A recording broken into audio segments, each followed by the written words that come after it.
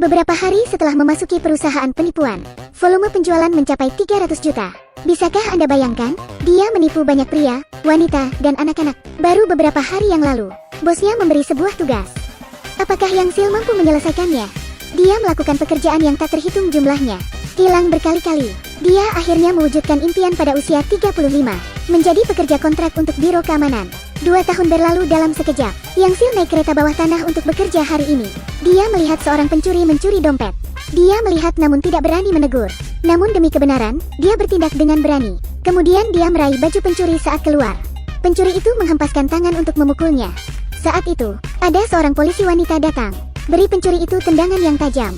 Pencuri tidak bisa menahannya. Kemudian pencuri ditangkap. Tanpa diduga, polisi sedang melakukan misi penyergapan.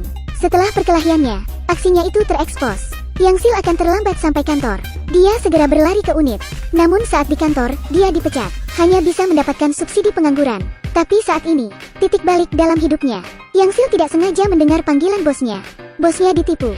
Ternyata belum lama ini, bos menerima panggilan. Ada yang berpura-pura menjadi pemimpin dan menipunya 500 juta. Ini harus segera dilaporkan ke polisi. Tapi kepala Biro Keamanan tertipu. Ini memalukan. Kemudian Yang Sil beraksi. Saya dapat membantu Anda mengejarnya kembali. Bos akhirnya percaya dengan Yang Sil. Yang tidak tahu apakah dapat diandalkan. Aksi dimulai.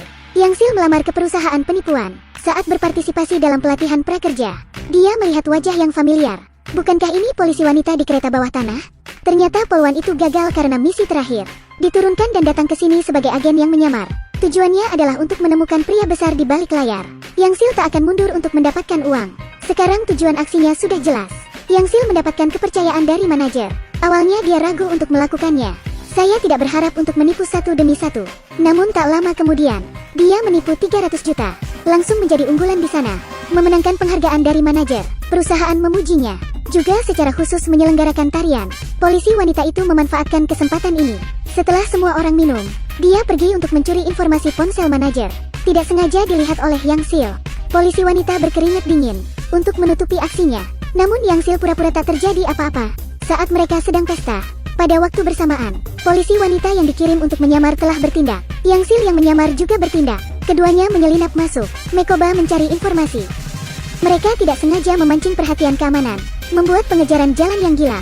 Yang Sil membanting setir, itu badai satu arah. Keamanan nampaknya kalah kali ini. Akhirnya, polisi tiba. Mereka mengambil kesempatan untuk melarikan diri dengan lancar. Saat itu juga, keduanya tahu identitas satu sama lain. Saling membujuk satu sama lain untuk mundur. Tapi mereka bersikeras. Tidak ada yang mau menyerah. Akhirnya, atasan kedua belah pihak memutuskan. Keduanya berpura-pura bekerja sama. Faktanya, masing-masing saling berebutan. Polisi wanita itu menggunakan senjata pamungkas. Skema kecantikan, saya seorang pelukis. Trik ini benar-benar berhasil. Departemen si kumis langsung mengambil umpan. 2 orang membuat janji untuk minum di malam hari. Si kumis kewalahan. Manfaatkan waktunya untuk mandi dulu.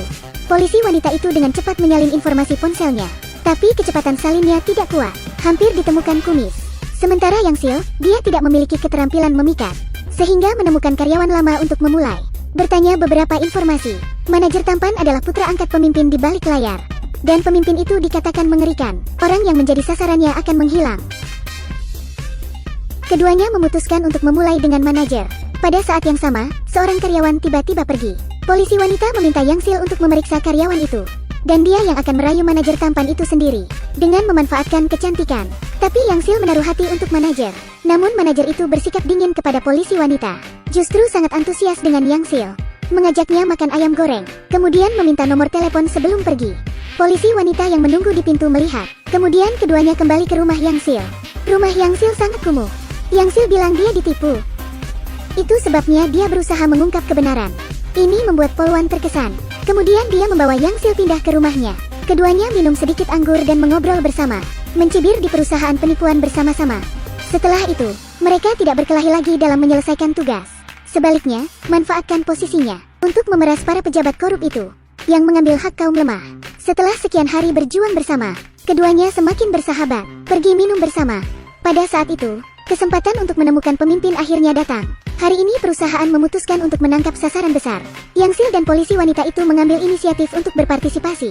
Dan target penipuan ini sangatlah besar dan berbahaya. Tim penipuan menyita korupsi di markas bantuan logistik. Si kumis berpura-pura menjadi kepala staf untuk melakukan penipuan. Hal-hal berjalan dengan baik. Orang yang bertanggung jawab atas bantuan logistik itu mengambil umpan. Yang Sil dan polisi wanita itu dikirim untuk mendapatkan uang. Namun baru setengah jalan, Yang Sil lari sambil memegang kotak uang. Alasannya adalah bahwa bos memberitahunya sebelumnya. Ketika berhasil dalam misi, dia harus bawa uang itu ke bosnya. Yang Sil terpaksa berkhianat, tapi bos tidak memenuhi perjanjian. Tidak mau memberinya jabatan pegawai tetap. Bos merasa menang ketika dia mendapatkan uang itu. Tapi ternyata itu semua kertas putih. Ternyata kotak uang itu ditukar oleh Yang Sil. Ini seperti Mission Impossible. Polisi wanita di sana tertangkap si kumis. Ketika Yang Sil berkonspirasi dengannya sebelumnya, rupanya telah didengar oleh pihak lain. Mereka telah tertangkap. Yang Sil mendapat berita, minta bantuan manajer tampan. Manajer juga menunjukkan wajah aslinya.